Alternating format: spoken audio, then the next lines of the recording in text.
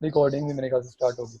तो अभी हमारी दो चीज़ें कवर होगी कि यार सिंगल पेजर कैसे बनाते हैं, ब्लॉगिंग वेबसाइट कैसे बनाते हैं। अब हम आगे चलते हैं जी प्लगइन्स की तरफ। कुछ प्लगइन्स मैं आपको यूज़ करके दिखाऊंगा, कुछ प्लगइन्स मैं आपको बताऊंगा किस तरह, सॉरी आपसे शेयर करूंगा। सो अकॉर्डिंग टू नीड आप उन्हें यूज़ कर सकते हैं। सबसे पहले बात आती है जी प्लगइन में स्मश की। स्मश का किसी बच्चे को पता है? मेरे ख्याल से कुछ को पता होगा भी, नहीं पता होगा। तो स्मश का प्लगइन किस लिए होता है? आप जाते हो स्मश में, इधर जाके सिंपली स्मश लिखते हो। आप सिंपली स्मश लिखते हो तो ये आपके पास आ जाता है, ये आ जाता है। आप इसको इंस्टॉल नाउ करते हो। बाकी मैं कुछ लिस्ट भी शेयर कर दूंगा। अब हर प्लगइन मैं आपको यूज़ करना नहीं सिखा सकता, क्योंकि इवन मैं अपनी बात करूँ तो मुझे खुद वो नहीं आता है। लेकिन मैंने सेव किया हुआ है, तो मैं क्या करता हूँ कि जिसकी मुझे नीड पड़ती है उसका मैं जाके यूट्यूब से थोड़ा सा ट्यूटोरियल चेक करता हूँ और मैं उसको यूज़ कर लेता हूँ। लेकिन वो बड़े यूज़फुल प्लगइन है। वो असल में प्रोसेस इतना लंबा होता है कि आप एक ही प्लगइन को बार बार यूज़ करते हो डिफरेंट वेज से, तो इसलिए फिर वो याद नहीं रहता। तो मैं इसलिए फिर अपने पास मैंने कुछ ट्यूटोरियल्स भी सेव किए हुए हैं, तो मैं उसको फिर देख के कर लेता हूँ। अब स्मश किस लिए यूज़ होता है कि अगर आपने अपनी इमेज की ऑप्टिमाइजेशन करनी है। अब एक वेबसाइट है gtmetrics.com, एक मिनट, gtmetrics.com। अब इसके ऊपर लेट्स सपोज मैं जाता हूँ जी offerscraze.com को मैं जाके इस पे सर्च करता हूँ। तो ये क्या मुझे करेगा कि ये मुझे बता देगा कि आपकी स्पीड, आपकी वेबसाइट इतनी ऑप्टिमाइज्ड है, इतनी नहीं है। अभी ये बता रहा है कि यार 133 जॉब्स के बाद होगा। तो ये अभी हम इसका इंतजार करते हैं, जब तक ये होता है तब तक हम अपने प्लगइन को यूज़ करते हैं। मैंने स्मश ऐड किया तो ये अब साइड पे देखो स्मश आ गया। मैं स्मश में चला गया। स्मश में जाने के बाद मैंने क्या किया जी, मैं सिंपल जाके करूँगा बल्क स्मश नाउ। तो जितनी भी मेरी इमेजेस होगी उनको स्मश कर देगा। स्मश का मतलब क्या है कि उनका साइज़ छोटा कर देगा। जब साइज़ छोटा कर देगा तो मेरी वेबसाइट जो है वो ऑप्टिमाइज हो जाएगी। आप अगर जाके फाइवर पे सर्च करो तो लोग $50 चार्ज करते हैं फाइवर स्पीड ऑप्टिमाइजेशन का। तो वो मैं आज आपको बता रहा हूँ कि आपने स्पीड ऑप्टिमाइजेशन कैसे करनी है। उसके अंदर सबसे पहला स्टेप क्या आ गया, आपने स्मश यूज़ करके आपने इमेज ऑप्टिमाइजेशन कर लेनी है। आप प्लगइन कोई प्लगइन लिस्ट ग्रुप में मैं कर दूंगा यार। आप प्लगइन कोई और भी यूज़ कर सकते हो, मैं मोस्टली स्मश करता हूँ तो मैं इसलिए आपसे स्मश शेयर कर रहा हूँ। उसके बाद अगला प्लगइन क्या हो जाएगा जी के आपने वेबसाइट की स्पीड तेज करनी था, आप क्या करते हो WP, एक मिनट जरा, WP ऑटो, एक मिनट जरा यार, ऑटो ऑप्टिमाइज। ये मैं लिस्ट ग्रुप में लाजमी शेयर कर दूंगा। ऑटो ऑप्टिमाइज क्या होता है? ये भी आपकी स्पीड इंक्रीज करने के लिए होता है। आप इधर एक तो ये WP ऑप्टिमाइज आ गया, इसको भी इंस्टॉल कर लो। देन आपका, एक मिनट जरा यार, नेट बहुत ज़्यादा तंग कर रहा है आज। इसको मैंने एक्टिवेट कर दिया और देन आप ये ऑटो ऑप्टिमाइज जो प्लगइन है इसको भी इंस्टॉल कर लो।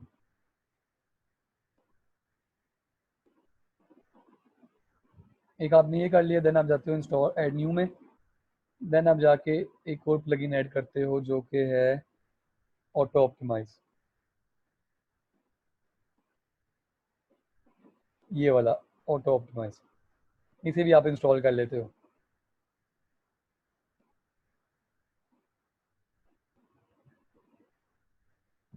ये सामने मेरे वो जो मैंने भी सर्च किया था वो स्टैट्स खुल रही है कि पेज स्कोर 82 है। ये सामने आपके सामने सारे इश्यूज आ रहे हैं कि किधर आपका स्लो है। अगर आप अपने क्लाइंट की वेबसाइट बना रहे हो तो उसकी पेज स्पीड जो है वो 80 से नीचे आती है। तो आप इन ट्रिक्स को यूज़ करके उसकी स्पीड ऑप्टिमाइजेशन कर लेते हो। एक्टिवेट कर दो इसे भी। अब मैंने दो प्लगइन ऐड किए, एक मैंने किया ऑटो ऑप्टिमाइज, एक मैंने किया WP ऑप्टिमाइज। अब मैं इधर आता हूँ जी, तो ये मेरे पास WP ऑप्टिमाइज की ऑप्शन आ रही है। मैंने इस पर क्लिक किया। ये जो सारे ऑप्शंस चेक रहने थे, बस रन ऑल ऑप्टिमाइजेशंस कर दो।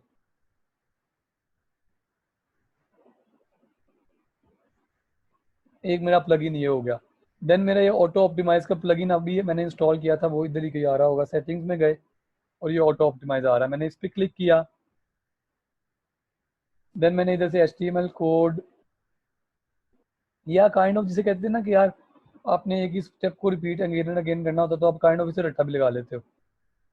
तो इसे आपने सेव एंड एम्प्टी कैश कर दिया। ये मैंने 3 प्लगइन अभी तक यूज़ कर लिए। चौथे प्लगइन पे मैं जाता हूँ, मैंने ऐड न्यू किया।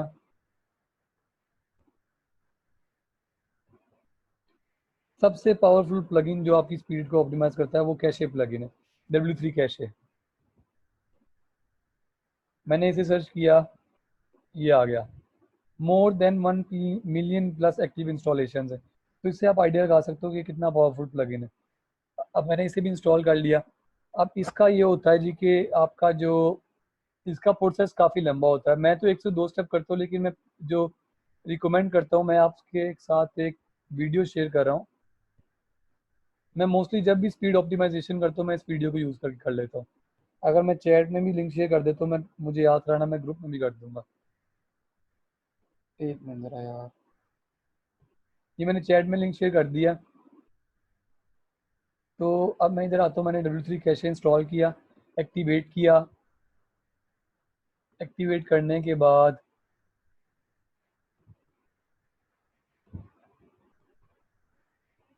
मेरे पास इधर W3 कैशे की ऑप्शन आ गई। अब आप चेक करो कि यार ये कितना पावरफुल प्लगइन है, क्योंकि अगर आप इसके ऊपर होवर करते हो तो ये इतनी ज़्यादा ऑप्शंस देता है। आप हर ऑप्शन को ऑप्टिमाइज़ कर सकते हो। अब मुझे इतनी याद नहीं होती, तो मैं मोस्टली जो यूज़ करता हूँ, मैं जनरल सेटिंग्स में जाता हूँ, और देन मैं जाता हूँ पेज कैश में, और देन मैं जाता हूँ ब्राउज़र कैश में।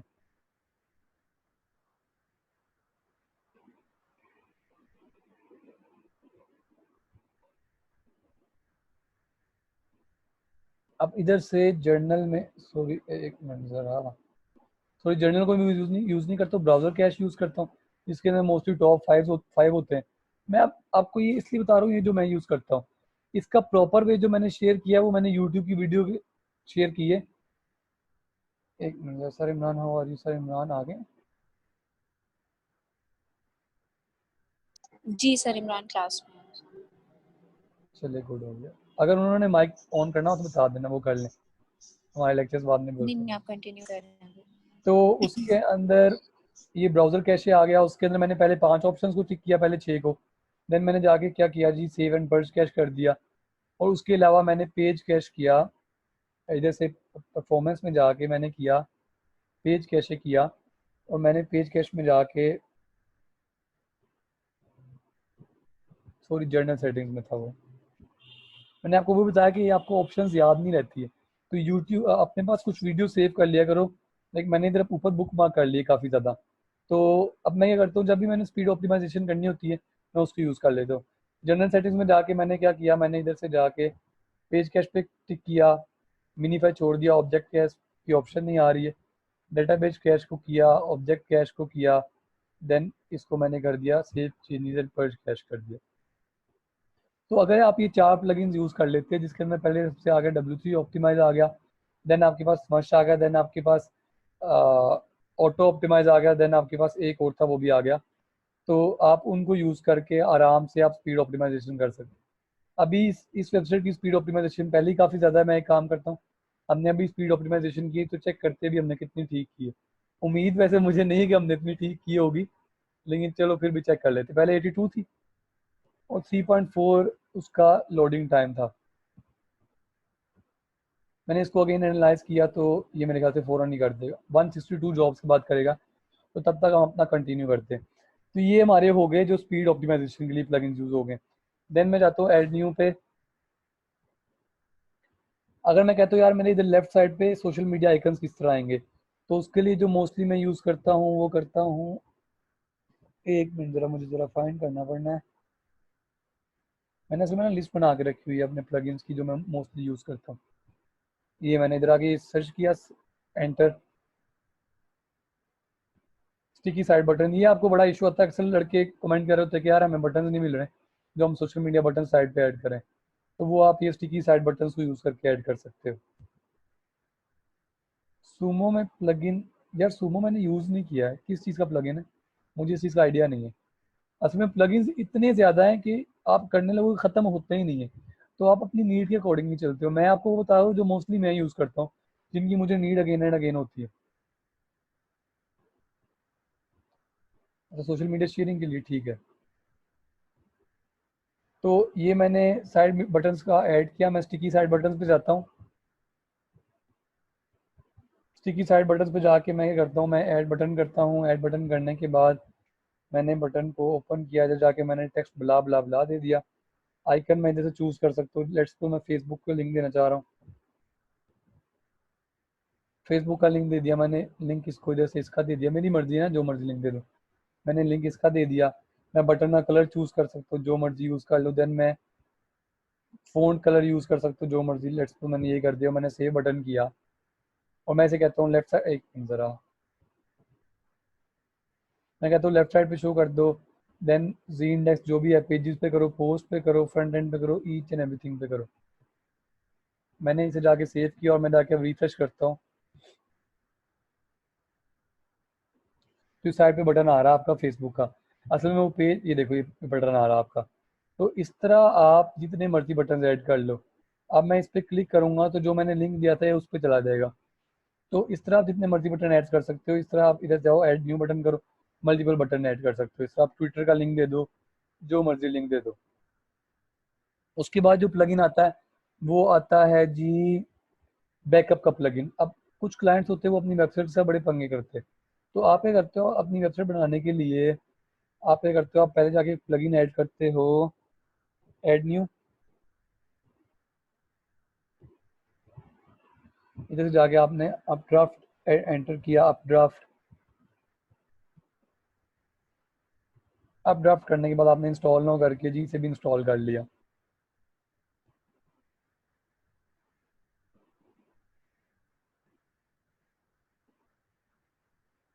काफ़ी ज़्यादा स्लो हो गया यार। एक्चुअली यार नेट का इशू काफ़ी ज़्यादा हुआ था, तो इसलिए।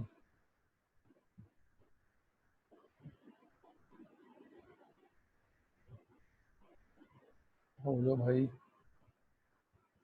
उसके अलावा चलो, जब तक ये इंस्टॉल होता है, मैंने आपको जब पहला लेक्चर था तो मैंने उसके अंदर आपको कुछ बताया था कि यार आप क्या कहते हो उसे, अगर आप एक सब डोमेन पे बनाते हो देन आप माइग्रेट करते हो, तो वो आप कैसे कर सकते हो। तो उसके लिए प्लगइन यूज होता है जी WP माइग्रेशन का। इधर इधर ये ऐड होता है, हम तो जाके एक और ऐड कर लेते हैं। इधर से जाके ऐड न्यू करते हैं, प्लगइन्स में जाके हमने ऐड न्यू किया।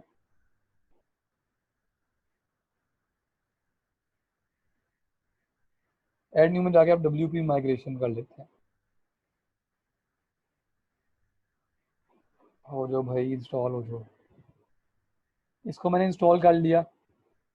ये टॉप का प्लगइन है, इसके लेवल पे भी एट द मोमेंट कोई भी नहीं है।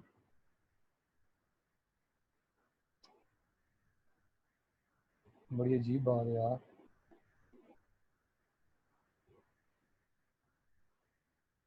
चलो अब ड्राफ्ट का आखिर में देखते हैं। अब ड्राफ्ट मोस्टली बैकअप लेने के लिए यूज होता है, लेकिन आप बैकअप इससे भी ले सकते हो WP माइग्रेशन से। मैं इसको क्लोज करता हूँ, अगर ये इंस्टॉल हो जाए मेहरबानी करे तो फिर हम बैकअप इससे भी ले सकते हैं।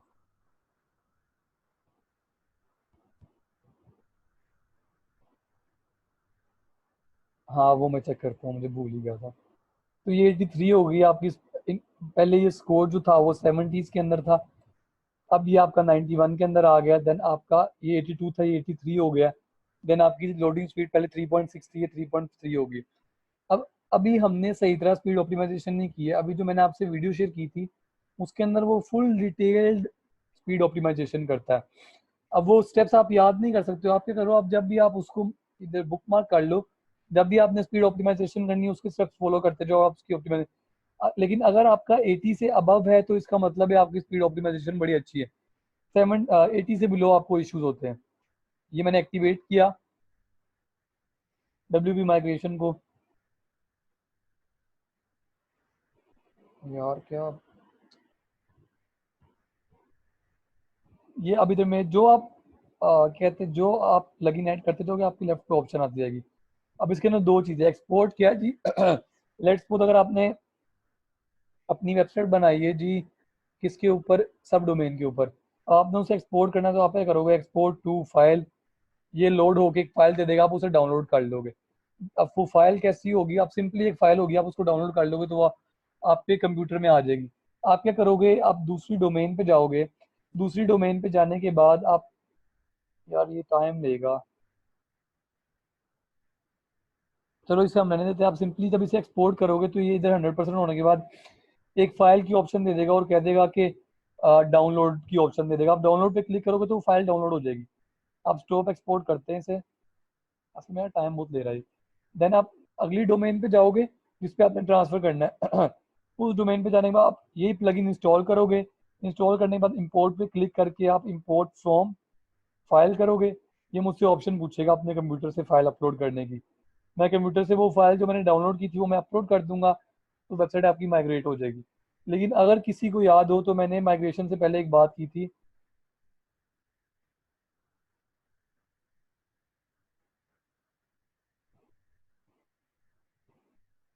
अच्छा, मैंने आपसे कहा था कि आपने जब माइग्रेशन करनी है तो आपका पीएचपी वर्जन सेम होना चाहिए। तो पीएचपी वर्जन आप कैसे चेक करेंगे? आप प्लगइन्स में जाओगे, ऐड न्यू करोगे। ऐड न्यू करने के बाद जाके आप करोगे जी डिस्प्ले पीएचपी। डिस्प्ले पीएचपी करोगे तो ये आपके पास एक आ जाएगा प्लगइन। एक मिनट ज़रा,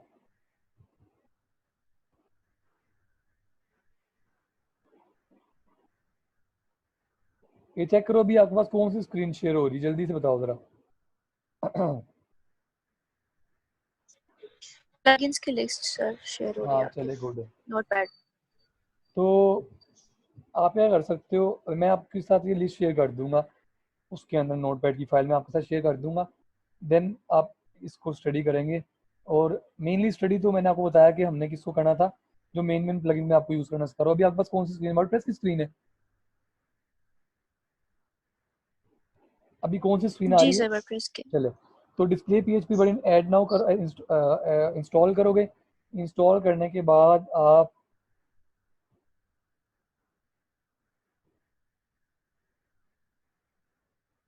एक्टिवेट करोगे। देन आप जाके जब डैशबोर्ड में जाओगे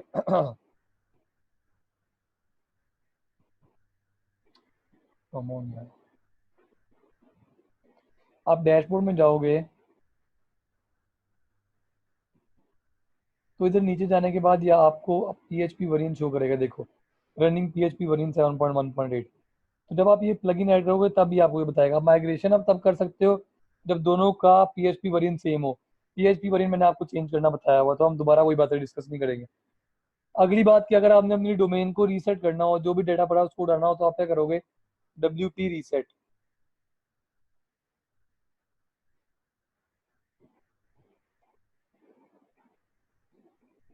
इधर आपके पास जी कौन सा प्लगइन था, मुझे भूल गया, ये वाला। मैं ये यूज़ करता हूँ यार, आप कोई भी यूज़ कर सकते हो, उसके अंदर कोई आप कोई रिस्ट्रिक्शन नहीं है कि सर ने ये बताया तो मैंने यही करना है। उसके अंदर कोई ऐसी बात नहीं है। मैं मोस्टली ये करता हूँ। इधर मैं जाके इसे एक्टिवेट करता हूँ जी, एक्टिवेट हो गया ये। अब मैं इधर डिजिटल रीसेट साइट की ऑप्शन दे रहा है मुझे। मैं रीसेट साइट पे क्लिक करूंगा तो ये मुझे कह रहा है रीसेट टाइप करो। देन सब रीसेट करोगे तो मेरी पूरी की पूरी वेबसाइट रीसेट हो जाएगी। उसके बाद आता है एसईओ के प्लगइन्स, जो मोस्टली मैं यूज़ करता हूँ। मैं करता हूँ योस्ट एसईओ।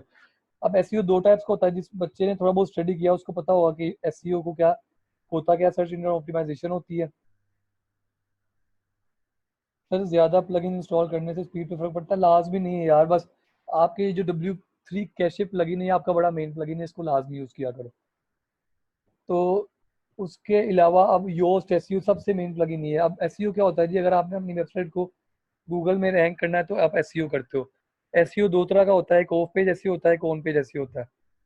डाल सकते हो यार, आप फाइवर पे स्पीड ऑप्टिमाइजेशन ही डाल सकते हो। योस्ट एसईओ में आप इसको इंस्टॉल करोगे। अब जो ऑन पेज एसईओ वो आप प्लगइन से करते हो। ऑफ पेज एसईओ के काफ़ी ज़्यादा प्रोसेस होते हैं, वो आपकी वेबसाइट से आपको वो खुद आपको डिफरेंटली करना पड़ता है। आपको ब्लॉग्स लिखने पड़ते हैं, काफ़ी चीज़ें और करनी पड़ती है, बैक लिंकिंग करनी पड़ती है। लेकिन जो आपका ऑन पेज एसईओ है वो इसका आपका योस्ट एसईओ से हो जाता है। या फिर इसके अलावा एक और प्लगइन होता है ऑल इन वन एसईओ का, आप वो भी यूज़ कर सकते हो। मैंने भी इसे इंस्टॉल किया है। और यार एक भाई पूछते कि अगर ज़्यादा प्लगइन्स करेंगे तो स्पीड पे इफेक्ट पड़ेगा। डेफिनेटली जब आप एक प्लगइन इंस्टॉल करें तो वो किसी खास उसका साइज है एमबीज का, तो जितना ज़्यादा साइज आपका इंक्रीज होता रहेगा वेबसाइट का उतनी आपकी स्पीड इफेक्ट होगी। तो try to use as less plugins as much. आप जितना कम कर सकते हो उतना कम करो। मैंने इसे एक्टिवेट किया।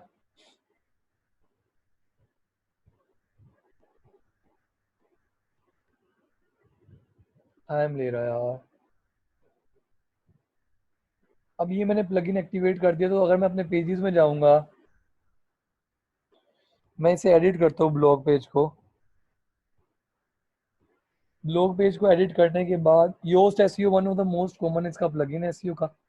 मैं हमेशा ये यूज़ करता हूँ, काफ़ी लोग ऑल इन वन एसईओ भी करते हैं, लेकिन मैं योस्ट एसईओ मोस्टली करता हूँ। अब जब मैं इसके प्लगइन में जाता हूँ तो ये मुझे ऊपर ऑप्शन देता है, 1 मिनट वेट करने मेरा। ये मुझे ऑप्शन दे रहा है कि आपका, अब ये मुझे इधर से ऑप्शन दे देगा, 1 मिनट ज़रा यार।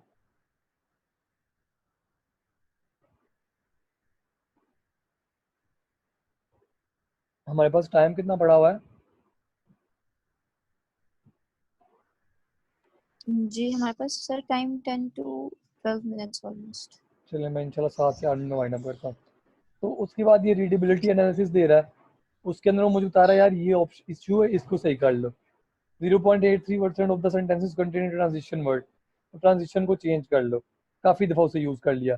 फोकस कीवर्ड आप इधर लिख सकते हो, लाइक लेट्स सपोज मेरी एक सर्विसेज है, लेट्स सपोज मेरी कार रिपेयरिंग की सर्विसेज है, तो मैं फोकस कीवर्ड कर सकता हूँ कार रिपेयरिंग इन, अब मेरी कहते हो लाहौर के अंदर है, देन उसके आगे डीएचए के अंदर, तो मेरा ये कीवर्ड हो गया फोकस कीवर्ड।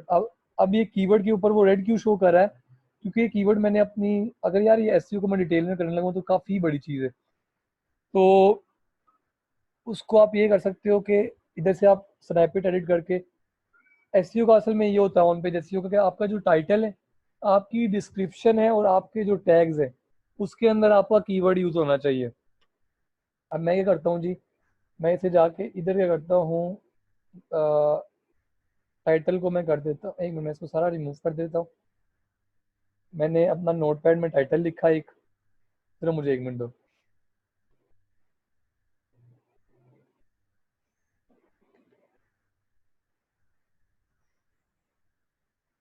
इन लाहौर डीएचए, ये मैंने जी अपना टाइटल लिखा, मैं आपके सामने पेस्ट करता हूँ। ये एक टाइटल आ गया। अब इसकी स्ट्रेंथ मुझे बता रही है कि ये, अगर जितना मैं इसको बड़ा करता जाऊंगा उतना स्पेसिफाइड होता रहेगा, तो ये ग्रीन हो जाएगा। जब ग्रीन हो जाएगा तो इसका मतलब है कि मेरा कीवर्ड आराम से रैंक होने के चांसेस है, ये ऑन पेज एसईओ। उसके अलावा आप इधर डिस्क्रिप्शन में अपने कीवर्ड को यूज करते हो, लाइक मैं कहता हूँ, इधर मैं करता हूँ आई एम प्रोवाइड, सॉरी एक minute, I am providing car repairing top services in DHA Lahore from past 10 years। अब मैं इसको कॉपी करके, टाइम नहीं है इतना, तो ब्ला ब्ला ब्ला ब्ला। अब वो एक खास अमाउंट होती है, उससे आप एक्सीड करोगे तो ये ग्रीन हो गया। इसी तरह मैं उसको भी ग्रीन कर सकता हूँ। इस तरह आप स्लग को वैसे आप ऐड नहीं करते हो, अपने कीवर्ड को आप वो यूज़ करते हो जो मोस्टली आप उसके अंदर, क्या कहते हो उसे, टाइटल में यूज़ करते हो। मैं कहता हूँ इसे मैं ये कर देता हूँ, तो छोटा हो गया। तो इस तरह अब ये आपको सारे बता देगा इश्यूज, कि इश्यूज आपको क्या क्या आ रहे हैं। अब ये एसईओ एक टोटली अलग फील्ड है, जिसको एसईओ आती है उसको पता होगा, लेकिन आप इसको टोटली यूट्यूब पे सर्च कर सकते हो, ऑन पेज एसईओ। प्लगइन आप ये यूज़ कर सकते हो, लेकिन ऑन पेज एसईओ बड़ी डिटेल्ड फील्ड है, वो एसईओ के कोर्स में आपको बताई जाती है। लेकिन जो आप प्लगइन यूज़ करते हो वो आप योस्ट एसईओ करते हो। अब काफ़ी ज़्यादा हमने प्लगइन्स कर लिए, उसके अलावा हम क्या कर सकते हैं कि समटाइम्स अगर आप डीवी बिल्डर को किसी दूसरे थीम के अंदर यूज़ करते हो, तो क्या होता है कि वो फुल विड्थ में नहीं आता है। लाइक अभी आपके सामने फुल विड्थ में आ रहा है, वो क्या करेगा, वो इतना, लाइक समथिंग इतना आ जाएगा, थोड़ा आपका साइड वाला फुल विड्थ नहीं आएगा। तो आप उसके लिए एक प्लगइन यूज़ कर सकते हो, plugin add new. Add new करने के बाद ये आपका एक प्लगइन है जी, फुल विड्थ टेम्पलेट। मैंने इसे एंटर किया तो ये आपका फुल विड्थ टेम्पलेट आ गया। ये आप इसे ऐड इंस्टॉल नाउ करोगे। इंस्टॉल नाउ करने के बाद सिर्फ इंस्टॉल हो जाए अल्टीमेट फाइल, बस ये मोस्टली वो प्लगइन मैंने आपको बता दिए हैं जो आप मोस्टली तकरीबन आप यूज़ करते हो। इसके अलावा जब आप ई कॉमर्स वेबसाइट बनाते हो तो वो भी, उसके लिए एक वो कॉमर्स का प्लगइन यूज़ होता है, वो हम लास्ट लेक्चर में डिस्कस करेंगे, क्योंकि हमारा last topic e commerce website के ऊपर होगा। तो मैंने ऐड न्यू कर दिया, एक्टिवेट किया, तो मैं इधर से अपने पेजेस में जाऊंगा। पेजेस में जाने के बाद मैंने इसे एडिट किया।